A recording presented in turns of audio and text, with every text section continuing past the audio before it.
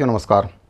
दैनिक वेतनभोगी कर्मचारियों को लेकर इस वक्त की एक बहुत ही महत्वपूर्ण जानकारी आपके लिए लेकर आया हूं। शासन की ओर से एक पत्र जारी किया गया है जिसमें 1989 से 1997 तक जो दैनिक वेतनभोगी कर्मचारी रखे गए थे उनका नियमितीकरण उमा देवी प्रकरण के तहत 2008 में शासन की ओर से कर दिया गया था।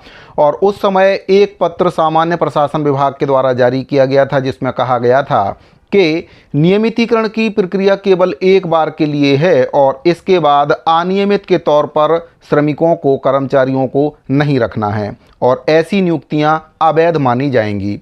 अब इसको लेकर लोक निर्माण विभाग के द्वारा एक पत्र जारी किया गया है जिसमें वही बात कही गई है कि जो 1997 के बाद दैनिक वेतनभोगी श्रमायुक्त दर के श्रमिक रखे गए हैं उनको अवैध माना गया है और भविष्य में जिन भी अधिकारियों के द्वारा ऐसी नियुक्तियां की जा रही हैं वे उसके लिए जिम्मेदार होंगे।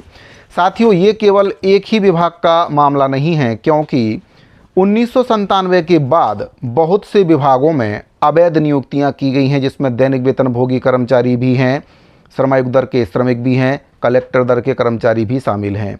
तो इन सभी नियुक्तियों को अवैध घोषित कर दिया गया है और इसको लेकर लोक निर्माण विभाग के द्वारा अब एक और रास्ता निकाला गया है।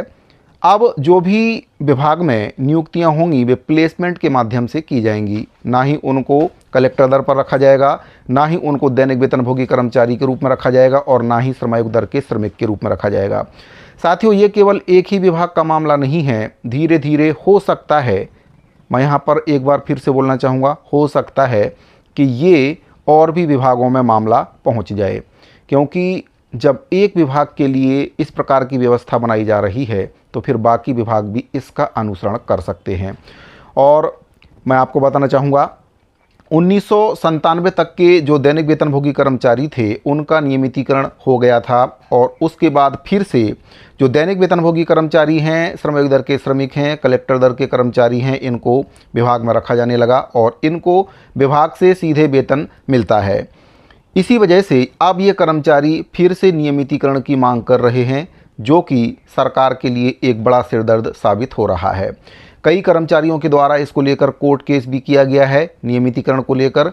तब सरकार के द्वारा अब इसको लेकर हल निकाला गया है कि पत्र जारी किया गया है और इन सभी नियुक्तियों को अवैध माना गया है और अब जून 2026 के बाद जो भी नियुक्तियां होंगी वे प्लेसमेंट के माध्यम से होंगी। उसके पहले के जो भी कर्मचारी हैं उनको लेकर अभी कुछ भी कहना संभव नहीं है कि उनका क्या होगा, क्या उनको भी प्लेसमेंट में समायोजित कर दिया जाएगा और उनका नियमितीकरण और स्थायीकरण का क्या होगा, क्योंकि ये पूरी तरह से सरकार के ऊपर निर्भर करता है, क्योंकि इतने वर्षों तक उनको विभाग से सीधे वेतन मिलते आया है और अब जाकर सरकार की जो कुंभकर्णीय नींद है वह टूट चुकी है।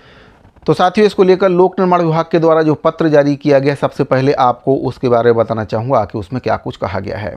तो साथियों, आप देख सकते हैं कार्यालय प्रमुख अभियंता लोक निर्माण विभाग के द्वारा 23/6/2026 को ये पत्र जारी किया गया है जिसमें प्रति समस्त अधीक्षण अभियंता, समस्त कार्यपालन अभियंता, समस्त अनुविभागीय अधिकारी, समस्त उप अभियंता, और इस पत्र में जो विषय है कि अनाधिकृत रूप से दैनिक वेतन पर रखे जाने के कारण अनुशासनात्मक कार्यवाही किए जाने बाबत, यानी कि जिन भी अधिकारियों के द्वारा ऐसा किया गया है उनके ऊपर अनुशासनात्मक कार्रवाई की जाए।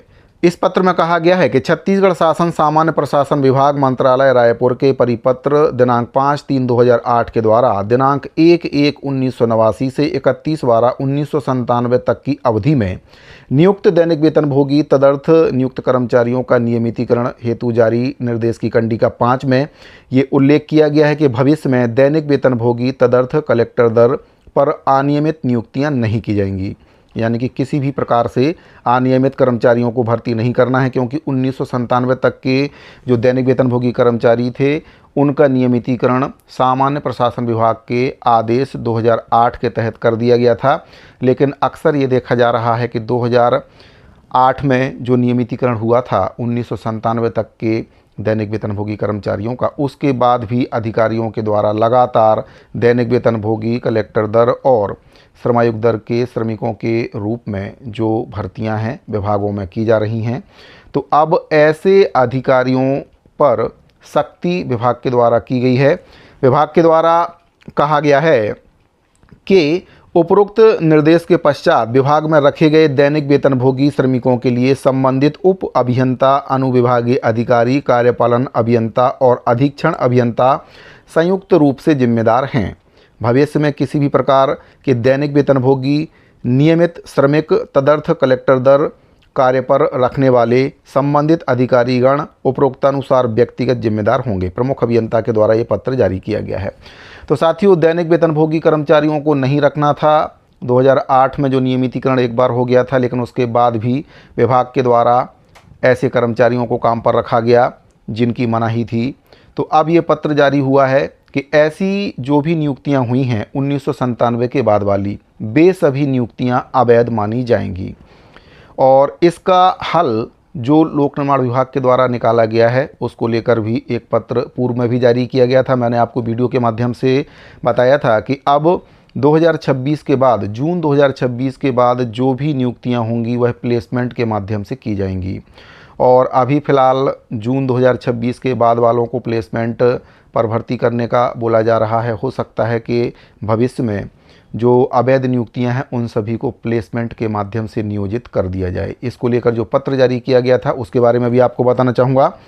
तो साथियों, जो अवैध नियुक्तियां विभाग में हो रही हैं इसको लेकर भी 16/6/2026 को कार्यालय प्रमुख अभियंता के द्वारा एक पत्र जारी किया गया था। इसमें आप बिंदु क्रमांक 3 में अगर देखेंगे तो इसमें बताया गया है कि दिनांक 1/6/2026 के पश्चात प्लेसमेंट से कुशल श्रमिक और अकुशल श्रमिक या डाटा एंट्री ऑपरेटर को प्लेसमेंट के माध्यम से रखा जाना है। तो जितने भी कर्मचारी हैं इनको प्लेसमेंट के माध्यम से 1/6/2026 के बाद रखा जाना है। अब साथियों, जो 2008 में नियमितीकरण का आदेश सामान्य प्रशासन विभाग के द्वारा जारी किया गया था, जिसका पत्र में जिक्र किया गया है कि दैनिक वेतनभोगी तदर्थ या जो दैनिक श्रमिक हैं उनको नहीं रखना है। उसके बारे में 5वें नंबर बिंदु पर क्या कहा गया था उसके बारे में भी जानना आपको ज़रूरी है।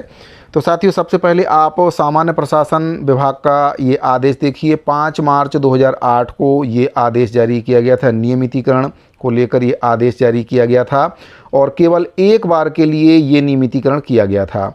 इसके बिंदु क्रमांक 5 पर आप देख सकते हैं, यहाँ लिखा है, भविष्य में जहां भी किसी पद की आवश्यकता लंबे और अनिश्चित समय तक के लिए हो, वहां पर कलेक्टर दर दैनिक वेतन पर पद स्वीकृत नहीं किए जाएंगे। दैनिक वेतन कलेक्टर दर पर उसी स्थिति में पद स्वीकृत किए जाएंगे जहां यह ज्ञात हो कि उस पद की आवश्यकता एक निश्चित अल्प अवधि के लिए हो और उसके बाद आवश्यकता नहीं होगी। भविष्य में दैनिक वेतनभोगी तदर्थ कलेक्टर दर पर अनियमित नियुक्तियां नहीं की जाएंगी। इस संबंध में वित्त विभाग की सहमति प्राप्त कर ली गई है। तो साथियों, वित्त विभाग के द्वारा भी सहमति प्रदान कर दी गई थी कि दैनिक वेतनभोगी कलेक्टर दर पर जो नियुक्तियां हैं वह नहीं करनी है। ऐसी नियुक्तियों को अवैध माना जाएगा। लेकिन इसके बाद भी धड़ल्ले से विभाग में ऐसी नियुक्तियां की गई। इसके लिए कौन जिम्मेदार है? क्या वह कर्मचारी जिम्मेदार है जो इतने वर्षों से विभाग में अपनी सेवा इस उम्मीद के साथ दे रहा है कि 10 वर्ष पूरे हो चुके हैं, अब विभाग हमको नियमितीकरण स्थायीकरण करेगा? या फिर वे अधिकारी इसके लिए जिम्मेदार हैं जिनके द्वारा सामान्य प्रशासन विभाग के उस आदेश की धज्जियां उड़ाई गई? अब कौन से कर्मचारी जिम्मेदार हैं या फिर अधिकारी जिम्मेदार हैं? अगर अधिकारी जिम्मेदार हैं तो इसकी सज़ा फिर कर्मचारियों को क्यों मिले? शासन को इन सभी कर्मचारियों को एक बार फिर से नियमितीकरण और स्थायीकरण करना होगा, क्योंकि इसमें कर्मचारियों की कहीं से भी कोई भी गलती नहीं है। कर्मचारियों को नियुक्ति दी गई, उनसे काम लिया गया, इसके बदले में उनको वेतन का भुगतान किया गया और जो भुगतान उनको किया गया सीधे विभाग से भुगतान किया जा रहा है। ये भी नहीं है कि किसी थर्ड पार्टी के माध्यम से उनको भुगतान किया जा रहा है। जो दैनिक वेतनभोगी कलेक्टर दर कर्मचारी होते हैं, श्रमायुक्त दर के श्रमिक होते हैं, उनको सीधे विभाग से उनके बैंक खाते में आज तक वेतन का भुगतान किया गया है। लेकिन अब सरकार जो व्यवस्था लागू कर रही है वह अलग प्रकार की व्यवस्था है। अब प्लेसमेंट के माध्यम से इन कर्मचारियों को नियोजित किया जाएगा जिसमें थर्ड पार्टी इन्वॉल्व हो गई है। यानी कि सरकार प्लेसमेंट एजेंसियों को भुगतान करेगी और प्लेसमेंट एजेंसियां फिर कर्मचारी को भुगतान करेंगे और जो वेतन उनको मिल रहा है हो सकता है ऊपर नीचे वह हो जाए। क्या कुछ सुविधाएं प्लेसमेंट कर्मचारियों को प्लेसमेंट कंपनियां देंगी, ये आने वाला वक्त ही बताएगा। लेकिन एक बार प्लेसमेंट में अगर कर्मचारियों को धकेल दिया जाता है तो फिर वे नियमितीकरण और स्थायीकरण की मांग नहीं कर सकते हैं। यही वजह है कि बहुत से कर्मचारियों के द्वारा कोर्ट में इसको लेकर केस कर दिया गया है और वे स्थायीकरण की मांग कर रहे हैं। और आप भी अगर एक अनियमित दैनिक वेतनभोगी प्लेसमेंट पर काम करने वाले या कलेक्टर दर पर काम करने वाले कर्मचारी हैं, अगर आप प्लेसमेंट में हैं तब आप स्थायीकरण या नियमितीकरण के लिए फ़िलहाल अभी दावा नहीं कर सकते हैं। लेकिन जो कलेक्टर दर और दैनिक वेतनभोगी श्रमायुक्त दर के श्रमिक के रूप में कर्मचारी काम कर रहा है वह स्थायीकरण के लिए कोर्ट केस कर सकता है, क्योंकि 4 नए श्रम कानून बहुत ही जल्द छत्तीसगढ़ में सरकार लागू कर सकती है। इसको लेकर नोटिफिकेशन भी जारी हो गया है और अगर ये 4 नए श्रम कानून छत्तीसगढ़ में लागू हो गए तो फिर पुराने जितने भी कानून हैं, जैसे कि औद्योगिक अधिनियम 1961-63 के अंतर्गत जो मध्य प्रदेश सरकार के द्वारा मध्य प्रदेश में स्थायीकरण किया गया था, वह फिर छत्तीसगढ़ में नहीं हो पाएगा। इसीलिए जो भी कर्मचारी अपने नियमितीकरण या स्थायीकरण के लिए मार्ग चुनना चाहते हैं वे मार्ग चुन सकते हैं। और अगर एक बार प्लेसमेंट प्रथा में वे शामिल हो गए तो फिर उनके सारे मार्ग बंद कर दिए जाएंगे। साथियों, उम्मीद करता हूं जानकारी आपको अच्छे से समझ में आ गई होगी। अगर आपको जानकारी अच्छी लगी हो तो वीडियो को लाइक करके अपने दूसरे साथियों को इसको ज़्यादा से ज़्यादा शेयर करें। इस वीडियो फिलहाल इतना ही, मिलते हैं अगली वीडियो में। अभी के लिए दीजिए इजाज़त, धन्यवाद।